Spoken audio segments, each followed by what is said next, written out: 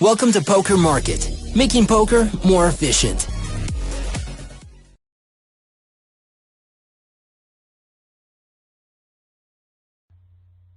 Hey buddy, what's up? Fedor here. So I got your email once again, and you sent me a couple of hand histories with some text documents to review your thought process. So we're going to take a look here. Pretty much very similar to what we did the first time. So I'm going to be looking at your hands and then reading your text document to see your thought process and what I would correct and how we can improve on it. So we're going to take a look. I'm going to open up the text file so we can see exactly how you're thinking and how we can correct that. Okay. So you've mostly played $3.50 Hyper Turbos, heads up. But having a good run, you took a stab at the $7. Okay, that's fine, depending on what your bankroll is. So let me know when we chat about this video after this session, what your bankroll is and how many games you've played at the 350s. So obviously understanding that there's a lot of variance in heads up Hyper Turbos, you don't want to necessarily take a stab or jump up in levels unless, number one, you have the bankroll for it. Number two, you're very confident with your game and you're getting good results. So yeah, I mean, you can be a fairly break-even player, and even after 1,000 games, you can be having a fairly solid ROI. And that doesn't necessarily mean that you're able to crush 350s or you're able to crush $7. It just means that you might have ran a couple points above EV. So I think in this session, I'm going to review your play and I'm going to let you know what I think, how you're playing, and if you should be taking stabs at $7 when you're feeling confident.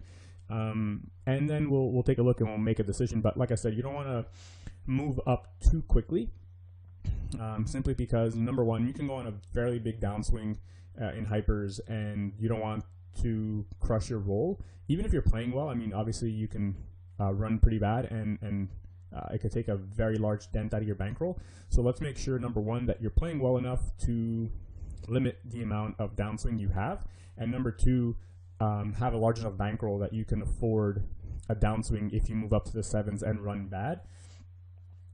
Because like I said, you don't want a bankroll to get demolished by this. So yeah, I mean, taking stabs is fine as long as you're confident and you're playing well, which we'll take a look at in this video.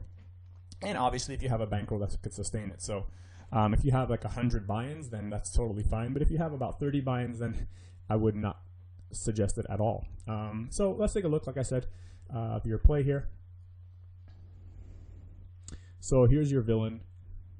So he's played about 2,000 plus games, average stake $9, 1% ROI. Yeah, I would say he's closer to a reg than a recreational for sure. Average stake of $9 with 2.2k games, winning ROI. Yeah, I would classify him as a reg. So hand 1, 10-6 off in the small blind. Min raise, fold hand, he folds. Okay. So you min raise, and he folds. Fairly simple.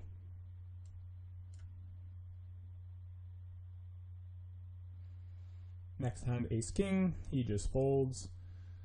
So far he folded 2 hands. Initial read that he's tight passive. Yeah, I think it's fairly easy to even make this kind of a read that quickly. Like, you don't need to wait 50 hands to make these reads. If someone folds to a min raise and then folds their small blind, I think it's fairly unlikely that happens that back to back kind of thing. But again, we're going to keep an open mind to making adjustments to those reads as the match goes on. All right, we limp Jack 5, he checks it back. Flop comes ace, king 6, spade, spade, spade. We have a 5 of spades here.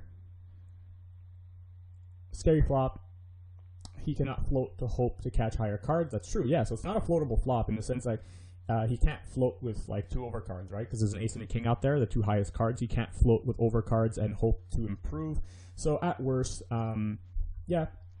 He's been passive, so c-bet is good here. We have outs, and he's passive. Yeah, so he's kind of tight. If he checks here, I'm definitely going to throw out a bet, so that's well played.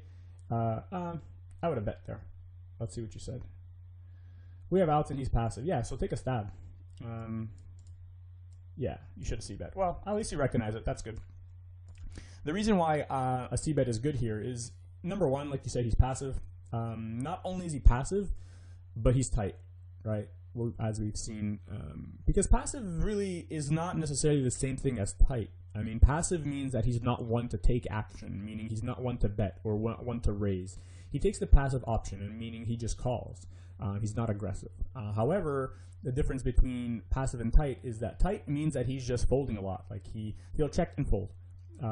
He'll bet, he'll fold, right? So that's tight. He's not calling much. But passive could also be, he can also be loose passive, right? Loose passive means that he's not the one initiating action, but he's